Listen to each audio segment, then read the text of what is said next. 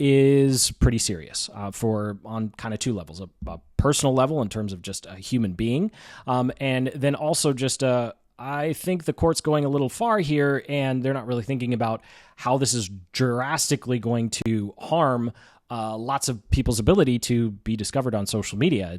It's almost the signing of destroying algorithms as we know it. But let's go through this. So we'll back up a little bit. TikTok has a lot of challenges, from Tide Pod challenge to stealing a Kia or Hyundai with a USB stick challenge.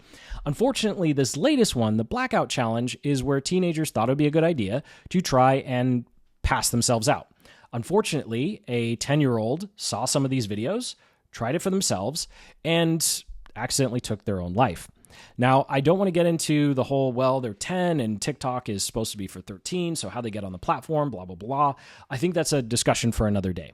What I want to focus on now is the judge has ruled that TikTok is liable despite Section 230.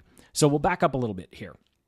Essentially, Section 230 was designed for not just social media platforms, but also for, like Verizon, AT&T, and T-Mobile to essentially say, hey, someone is using your platform, your product, your service.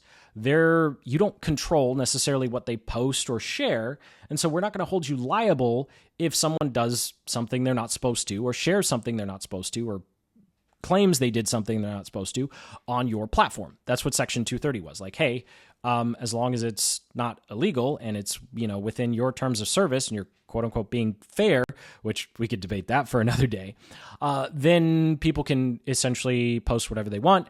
Facebook, TikTok, Instagram, just like T-Mobile isn't held liable for posts, just like T-Mobile, AT&T, or Verizon aren't held liable for text messages sent across their network. The problem, though, is the judge is saying that doesn't matter in this particular case because Section 230 only applies to things that are hosted, which if you think about it, go, okay, yeah, sure, of course.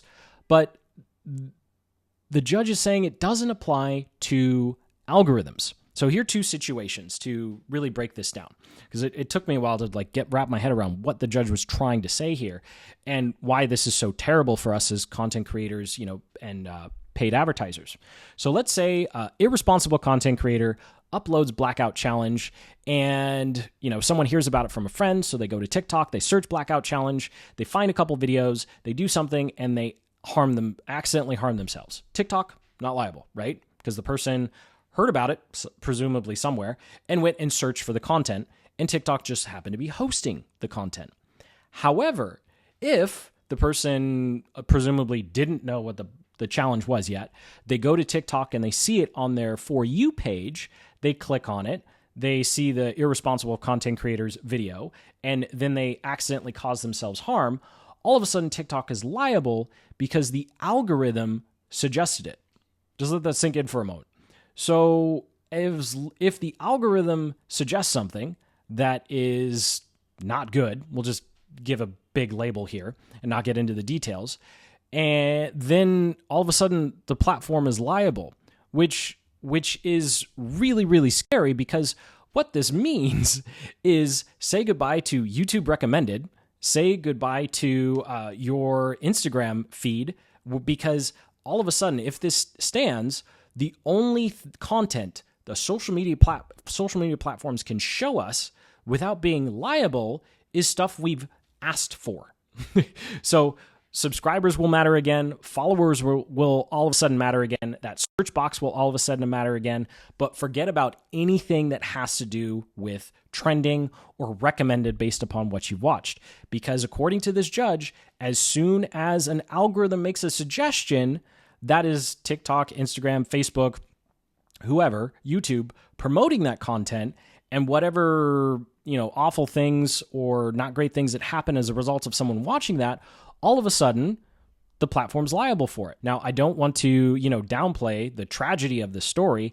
I just think this is also an example of if we can just take a breath and step back and say, wow, yeah, this is awful, but this is not the response, is to just go nuke every single algorithm that has the audacity to suggest something that's bad, right?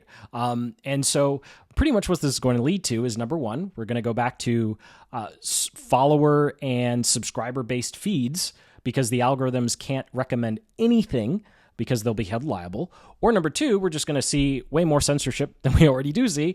And then our feeds are going to stink even more because we're not going to be able to see, presumably, the things that we want.